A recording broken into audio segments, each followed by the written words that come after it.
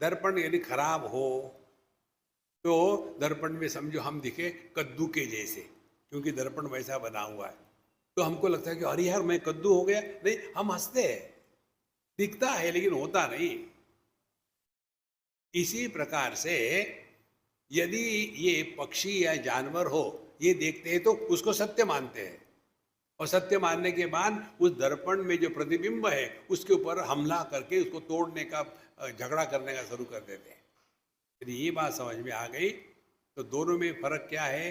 मनुष्य दर्पण के प्रतिबिंब को देखते हुए भी सत्य नहीं मानता, और जानवर उसको देखने के बाद सत्य मानता है। वहीं से उसका संसार शुरू हो गया। यही बात अपने जीवन में ले आओ।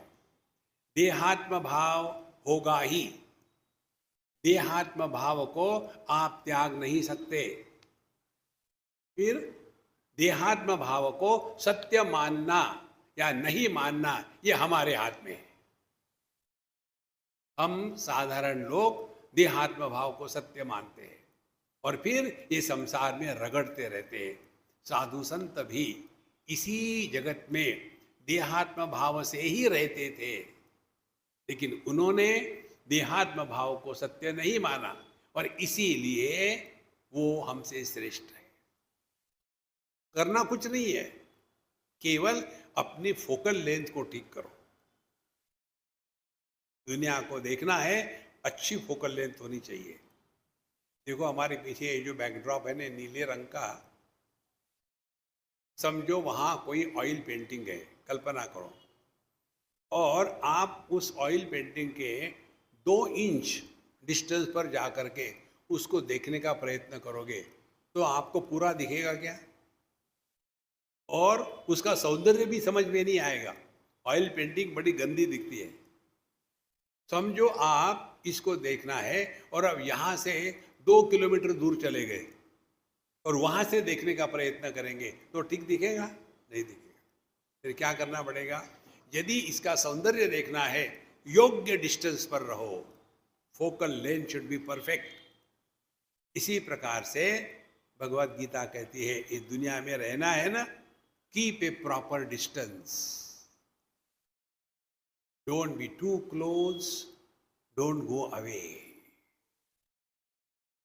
टू क्लोज माने आसक्ति, ममता, और टू अवे माने द्वेष, घृणा।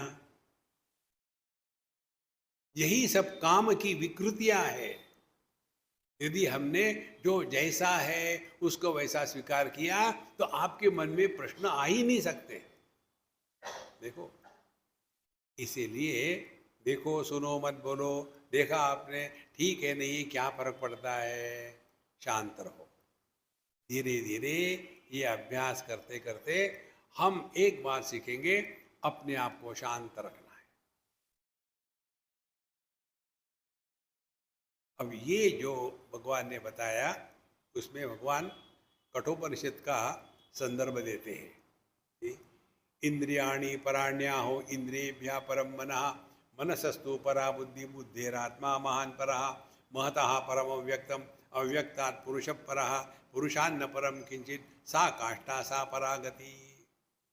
शॉर्ट में भगवान कहते हैं, इंद्रियों से उसके विषय सूक्ष्म है।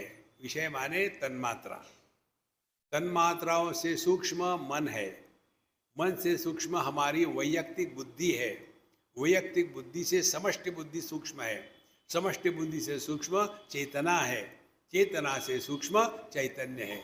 यही हमारी पराकाष्ठा है, वही हमारा स्वरूप है।